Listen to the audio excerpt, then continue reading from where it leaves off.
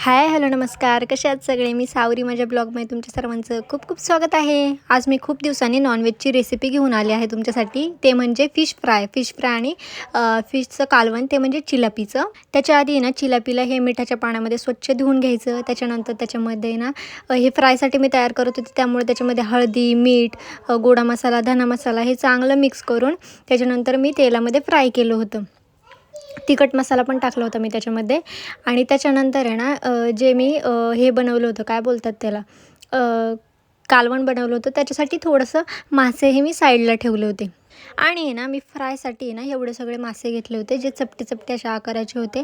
आणि जे कालवणासाठी आहे ना ते वेगळे ठेवले होते, थोडेसं म्हणजे साईडची शेपटी वगैरे, त्याच्यानंतर तोंड वगैरे हे सगळं कालवण्यासाठी ठेवलं होतं. त्यानंतर मी आहे ना एका साईडला तवा ठेवला, त्याच्यामध्ये तेल वगैरे चांगलं गरम होऊन दिलं. आणि त्याच्यामध्ये ना छोटे छोटे लसूण टाकले होते मी कट करून.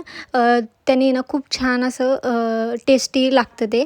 आणि तुमच्याकडं जर कढीपत्ता असेल तर कढीपत्ता पण टाका, खूप छान लागतं. त्यानंतर आहे ना जे आपण सगळं मच्छीला जेवढं जेवढं सगळं लावलं होतं, त्यानंतर मच्छी ना त्याच्यामध्ये तळायला ठेवायची. आता आमच्या घरात आहे 3, 4, 5, 6 जणं.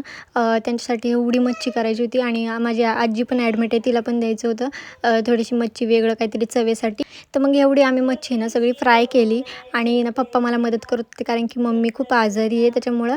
आणि कालवण मी बनवत होते आणि पप्पा फ्राय करत होते.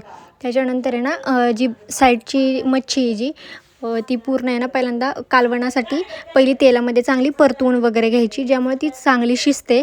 आणि त्यामुळे नंतर कालवणासाठी शिजायला वेळ लागत नाही.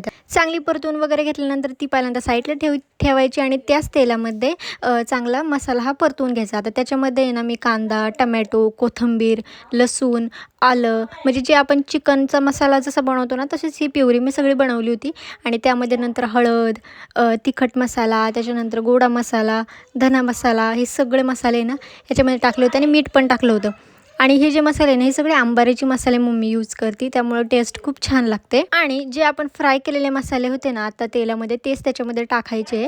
म्हणजे जे आपण कालवण्यासाठी ठेवलं होते ते. आणि चांगलं मग परतवून घ्यायचं, जोपर्यंत तेल सुटत नाही तोपर्यंत परतायचं, म्हणजे तेव्हाच त्याला टेस्टीपणा येतो, नाहीतर ते येत नाही. आणि मग त्यामध्ये चांगलं गरम पाणी द्यायचं, गरम पाणी टाकायचं, त्यामुळे त्याला चांगलं चव येते. आणि नंतर शेवटी मी खायला बसली होती. इतकं छान झालं होतं. तुम्हाला आवडलं असेल तर सबस्क्राईब करायला विसरू नका. बाय.